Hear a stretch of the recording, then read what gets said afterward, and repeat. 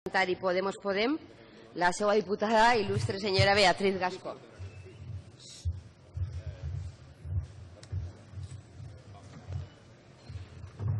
Un segon, que m'ubique. Ja. Senyora Gascó, quan vulgui. Moltes gràcies, senyora presidenta. Bon dia, senyories. Bon dia al públic. Gràcies per haver vingut. El tema que presentem ara, amb un nom tan tècnic, sembla molt més avorrit que el que acabem de tractar, però en realitat el nom amaga darrere una realitat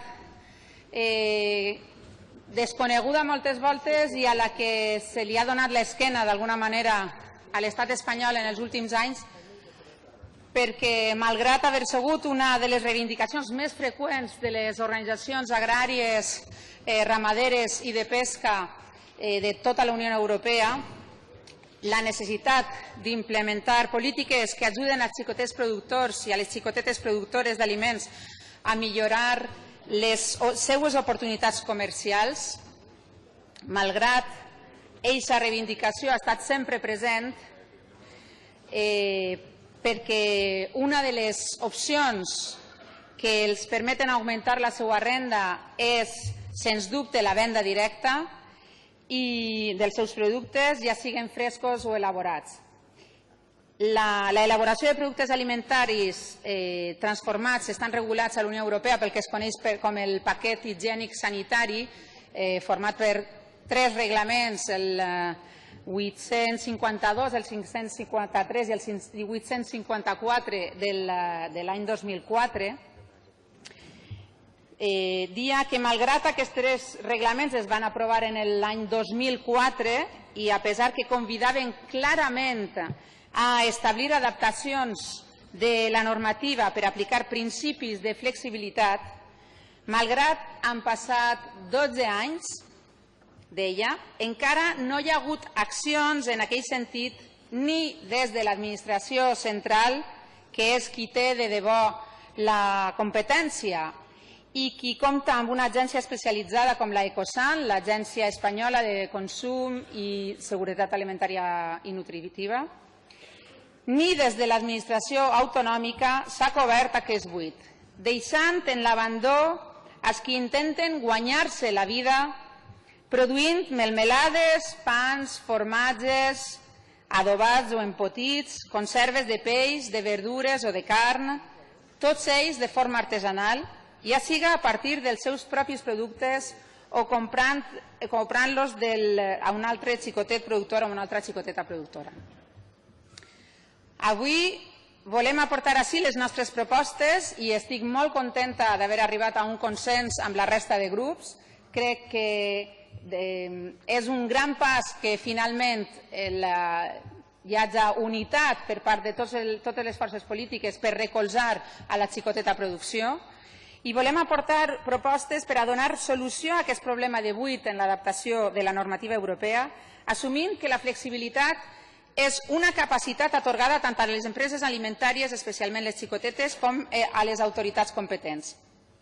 D'una banda, hem de tenir en compte que la solució a aquest problema no solament ajudarà a eixir de les nombroses situacions d'alegalitat en la que es troben avui en dia molts productors i moltes productores, sinó que estem segures que ajudarà a crear ocupació.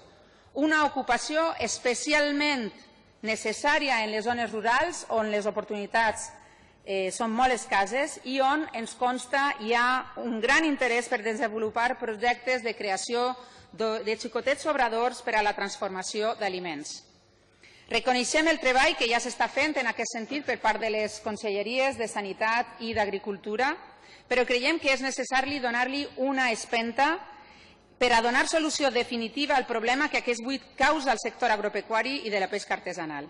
La principal barrera que afronten aquests xicotets productors i aquestes xicotetes productores d'aliments té a veure amb la concepció de fons sobre l'activitat agropecuària i agroalimentària. El marc institucional i normatiu s'ha allunyat de l'essència tradicional de l'activitat camperola i, d'una banda, s'ha abandonat la idea d'una activitat diversificada, el famós concepte de pluriactivitat no ha arribat a integrar-se i a desenvolupar-se, Per una altra banda, s'ha abandonat la idea d'un camperol o d'un llaurador i una llauradora que transforma els seus productes a casa per a conservar-los, recrear-los o menjar-se'ls ells mateixa. La funció de transformació s'ha allunyat de la granja, de l'explotació, de la unitat del mas. I, per últim, s'han allunyat els espais de comercialització i s'ha abandonat la idea de la venda en la granja o la unitat productiva. És per tot això que avui hem presentat aquesta proposició no de llei i, com deia, estem molt feliços d'haver arribat a aquesta proposta transaccional, amb l'objectiu de millorar l'aplicació del paquet higiènic sanitari en microempreses agràries i agroalimentàries per a facilitar la venda de productes agraris i agroalimentaris innocus, principalment a través de circuits curts de comercialització dins i fora de l'àmbit autonòmic. Aconseguirem així donar compliment a una de les reivindicacions històriques dels qui lluiten per la sobirania alimentària a Europa. Aquells i aquelles herois i heroïnes, per a mi, per almenys ho són, que malgrat totes les traves burocràtiques i administratives segueixen compromesos i compromeses a donar-nos de menjar de forma sana, respectuosa amb l'ambient i fidel a la nostra tradició gastronòmica. Moltes gràcies. Gràcies, senyora Gasco. I gràcies a qui continua fent-ho. Senyor Córdoba, per part del grup parlamentari de Ciudadanos, fixarà la seva posició.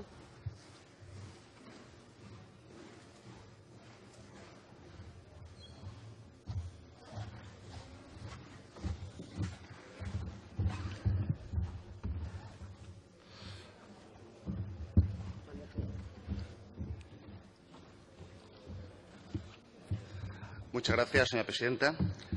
Señorías, han presentado ustedes una iniciativa que ha suscitado por mi parte un gran interés por dos cuestiones fundamentales. Una, porque trata de ofrecer respuesta a una demanda de nuestra propia cultura, representada por los productos alimenticios tradicionales, y por otro, como microbiólogo formado en el conocimiento de los patógenos que pueden interferir en la cadena de los alimentos y, por lo tanto, profesionalmente concienciado para esta propuesta. Bien, en la normativa comunitaria a la que ustedes hacen referencia en su PNL, se recoge un planteamiento integrado para garantizar la seguridad alimentaria desde el lugar de producción primaria hasta su puesta en el mercado. Y contiene principios que constituyen la base de la producción según las normas higiénicas para todos los alimentos. Pero no es menos cierto que dichos requisitos comunitarios deben aplicarse a actividades que conlleven una estandarización en la fabricación, así como una continuidad en los procesos, por lo que la propia normativa contempla cierta flexibilidad en su aplicación y no se aplicaría directamente de forma taxativa en el caso que nos ocupa, permitiendo adaptar o modificar los requisitos establecidos tanto para la producción primaria como para la transformación de los alimentos. Este es el caso, entre otras, de las pequeñas empresas y de actividades que utilizan métodos tradicionales en cualquiera de las fases de producción, transformación y distribución en nuestra comunidad. Por otro lado, debemos tener en cuenta que en la actualidad no es viable todavía aplicar de forma general los principios del sistema de análisis de peligros y puntos de control crítico. Esto es posible aplicarlo en estos momentos a la producción primaria, por lo que ha de fomentarse la aplicación de guías de buenas prácticas de higiene, que, en caso necesario, deberán contemplarse con normas específicas de higiene para la producción primaria.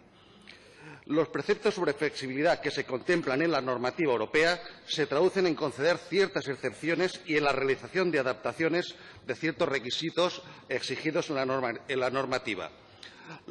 Los Estados miembros de la Unión tienen la posibilidad de concederlos tal y como establece el reglamento, y ha citado la diputada, el reglamento número 852/2004, relativo a la higiene de los productos alimenticios y, concretamente, en su artículo 13, sobre modificación y adaptación de los anexos 1, en cuanto a producción primaria, y el anexo 2, operador de empresa alimentaria, excepto producción primaria. Pues bien, señorías, en nuestra comunidad autónoma valenciana nos encontramos con un abanico de pequeños productores y elaboradores en los que el carácter de producción, de transformación y de comercialización son de ámbito familiar y local y que encajan en los supuestos citados anteriormente, permitiendo la adaptación y modificación de los requisitos comunitarios. Hasta el momento actual no se ha abordado una regulación higiénico-sanitaria con carácter general, lo cual, para nosotros, debe ser objeto de desarrollo, al menos reglamentario, por no decir legislativo. En definitiva, señorías, y sin ánimo de entorpecer lo que en buena lid podría significar el respaldar con una norma los productos artesanales de la Comunidad Valenciana, consideramos que debe ser objeto de un desarrollo mucho más ambicioso que englobe todas estas actividades y productos. Miren, la determinación de los requisitos higiénico-sanitarios para las producciones objeto de esta iniciativa y, en su caso, su potencial adaptación debe ser el resultado del trabajo conjunto y coordinado de los diferentes departamentos y consellerías competentes en esta materia. Por todo ello, consideramos que toda esta iniciativa debe ir encaminada a proponer al Consell la elaboración de un proyecto de ley que regule este extremo en todo su contenido o, en su defecto, la elaboración de un decreto consensuado tras un debate en esta Cámara. Mientras, nosotros, como hemos dicho, vamos a apoyar la transaccional acordada como medida temporal hasta que este tema se regule adecuadamente por el Gobierno de la Generalitat o por el Gobierno de España. Muchas gracias. Gracias, señor Córdoba. A continuació, el grup parlamentari Compromís, la seva diputada, senyora Isaura Navarro.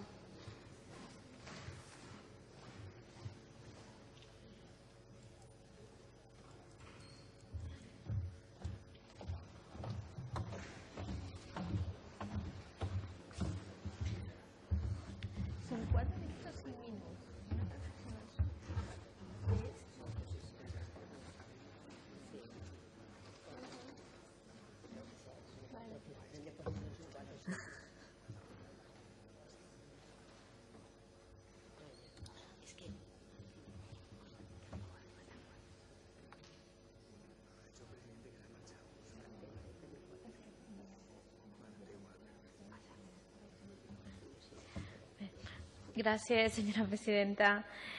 Efectivament, hem acordat un text molt interessant que el que tracta és de cercar mecanismes per a donar suport al sector tradicional i artesanal agroalimentari, evitant les traves innecessàries que resulten incompatibles precisament amb les característiques, les condicions de ser artesanal i ser tradicional. La situació actual el que requereix és aquest canvi normatiu en el que ja s'està treballant des del Consell, que arreplega tota la diversitat del sector.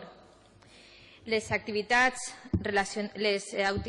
autoritzades com a artesanes han d'estar incloses en el repertori oficial d'oficis artesans de la Comunitat Valenciana. La normativa regula requisits que permetissin la normalització de les empreses, però el problema és que tota aquesta normativa ha de ser revisada precisament per a potenciar el sector i adaptar-la a la seva realitat i peculiaritats. Pel que fa a les excepcions i adaptacions dels requisits específics del Reglament d'Higiene per a l'elaboració d'aliments de caràcter tradicional, han d'estar reconegudes per la Comissió Europea prèvia sol·licitud del reconeixement de productes agroalimentaris de qualitat. Aquestes excepcions als mètodes de producció es realitzen en funció de les activitats o requisits en cada cas, però per això és necessari que prèviament es disposi d'un reconeixement d'aquells aliments que es consideren tradicionals, així com una descripció detallada dels seus mètodes de producció amb la finalitat de poder sol·licitar les excepcions pertinents. Per això, des de les Conselleries de Sanitat Universal i Salut Pública i la d'Agricultura, Medi Ambient, Canvi Climàtic i Desenvolupament Rural, s'està procedint a l'elaboració d'aquest marc autonòmic normatiu dins de les competències de les mateixes, per el qual es regula la venda de proximitat de productes primaris i de productes agroalimentaris. Es defineixen determinades condicions d'aplicació de les exclusions i mesures de flexibilitat de les normes comunitàries en matèria d'higiene quant a l'aplicació dels requisits del ja mencionat reglament. Respecte a l'elaboració de guies, la Subdirecció General de Seguretat Alimentària i Laboratoris col·labora amb les organitzacions empresarials en l'aplicació de criteris de flexibilitat i fruit d'aquesta tasca està en la publicació de nombroses guies sectorials. La Conselleria de Sanitat ha vingut impulsant la creació de guies de pràctiques correctes d'higiene per ajudar a les empreses alimentàries a implantar procediments d'autocontrol basats en l'anàlisi de perills i punts de control crítics. Aquestes guies van destinades particularment a les xicotetes empreses. Però, a més d'això, ara mateix, la Direcció General de Salut Pública està, juntament amb el sector de xicotets transformadors de productes agroalimentaris, està elaborant una guia de pràctiques correctes d'higiene adaptada específicament a aquest tipus d'empreses, perquè el que s'està fent és recolzar aquesta tasca i el que se vol és que en aquesta transaccional que s'accelere també l'elaboració d'aquestes guies, perquè això és necessari i està urgent. A més, el control oficial rep formació específica en l'aplicació de les guies, com no podia ser d'una altra manera. I en quant a la creació del grup de treball, considerem que és més realista i adient perquè efectivament ja n'hi ha inspectors que treballen tant en agricultura, en producció primària com en sanitat especialment, que n'hi ha més inspectors que en les etapes posteriors a la producció primària i per tant considerem interessant que se formi un grup de treball que treballi específicament els criteris de flexibilitat dintre de la legalitat, que és la que tenim que canviar, aquesta normativa. Pel que fa a la Comissió de Seguretat Alimentària, que s'arreplega també en la transaccional, considerem també interessant que n'hi hagi un grup de treball que s'arrepleguen totes les funcions que se detallen en la proposta. Efectivament, actualment ja s'està treballant de forma conjunta amb representants de les conselleries competents i representants de les organitzacions de xicotets productors agroalimentaris, però és interessant crear aquest grup de treball per a que siga més pràctic i eficient i quan més pront millor tinguem la normativa que arreplegue totes les demandes que estan exposades en aquesta transaccional. En definitiva, les propostes que se fan en aquesta transaccional i la finalitat que té la proposta original forma part de l'agenda del Consell, s'està treballant des de fa temps i també forma part del programa electoral de Compromís. Per això ho recolzàvem, ho recolzem i ho recolzarem. En quant a les propostes al Govern central, també considerem que són raonables i necessàries. De fet, si el Govern central s'hagués preocupat de donar compliment als mandatos del reglament comunitari, les comunitats autònomes no tindrien que estar cada una fent la seva normativa. Moltes comunitats ja ho han fet i nosaltres estem endarrere. El que volem és ficar-nos al davant. Gràcies. Gràcies, senyora Navarro. Senyora Sabina Escrit, per part del grup parlamentari socialista.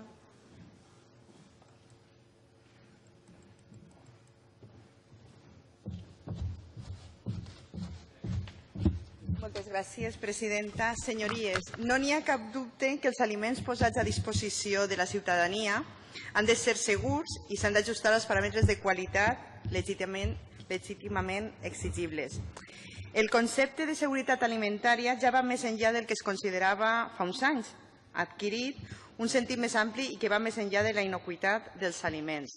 Ja fa un temps que aquest concepte inclou unes noves demandes de garanties en altres àmbits com són el de la sostenibilitat, la ètica productiva, els efectes socioeconòmics, la relació nutrició-salut i la qualitat. El consum d'aliments locals i artesanals és una tendència creixent. És pel que hi ha que posar en marxa les mesures necessàries per a donar aquesta opció al consumidor i al productor, a l'artesà. Així mateix, els productes artesanals es produeixen en l'entorn més proper i no n'hi ha cap dubte que les matèries primeres són de qualitat.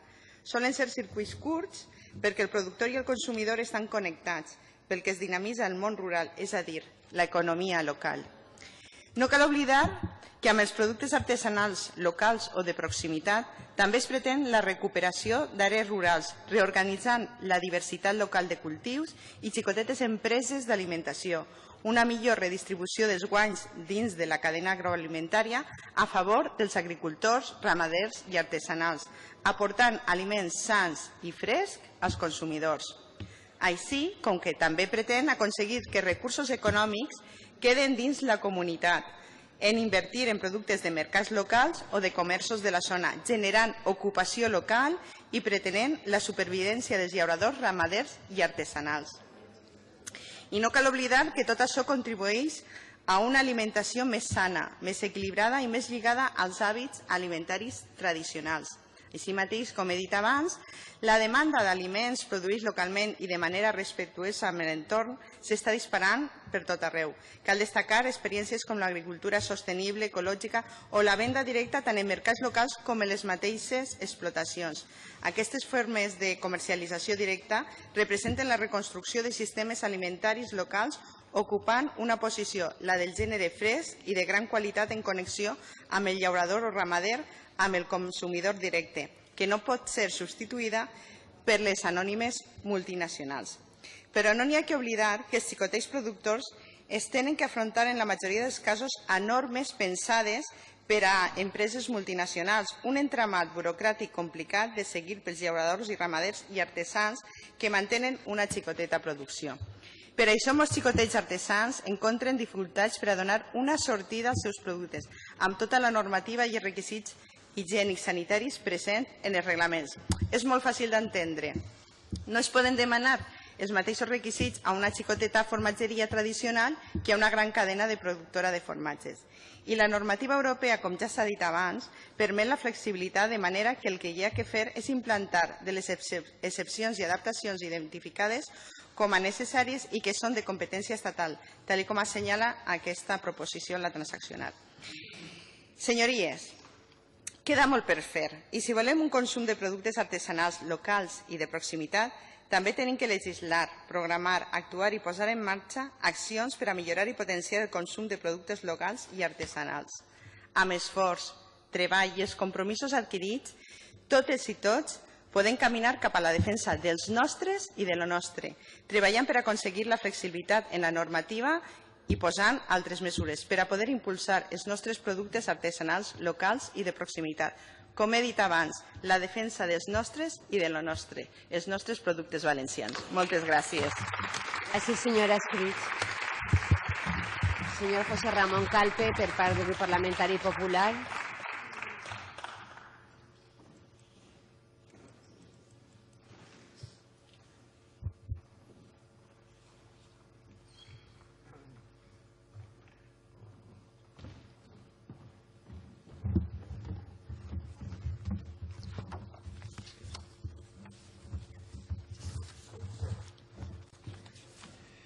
Moltes gràcies, senyora presidenta, i moltes gràcies també a tots els membres de la Càmera que a aquestes hores ja de dinar se queden per escoltar parlar dels nostres menjars i dels nostres aliments. És que tenim una certa edat, recordem, en simpatia, en enyorança, i tant de bo poguérem descriure-ho com ho feia Proust, el que era comprar la llet en la lleteria pròxima de casa o comprar formatges en la comarca dels Ports, en Castelló, que s'elaboraven en els massos i en la llet dels animals que allí mateix criaven. Això se va acabar precisament en ares de la seguretat alimentària.